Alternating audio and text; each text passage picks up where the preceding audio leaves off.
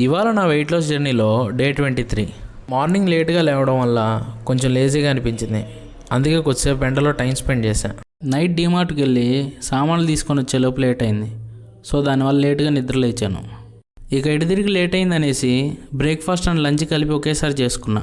Lunch అయ్యాక Insta scroll చేస్తుంటే ఇలా చేస్తే ఫేస్ ఫ్యాట్ తగ్గుతుందని వీడియో చూసా.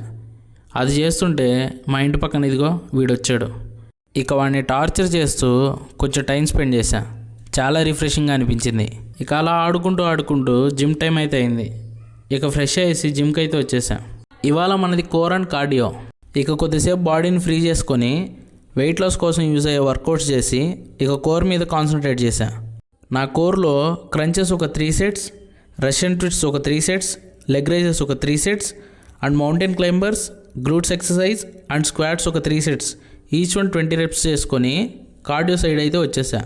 అండ్ కార్డియోలో వచ్చేసి ఇన్క్లైన్ వాక్ ఒక 20 మినిట్స్ చేసినాక సైక్లింగ్ ఒక 10 మినిట్స్ అండ్ ఈఎఫ్ఎక్స్ మిషన్ ఒక 10 మినిట్స్ చేసుకొని ఫైనల్గా 1 మినిట్ ప్లాంక్ అయితే చేసేసి జిమ్ కంప్లీట్ చేసుకున్నా.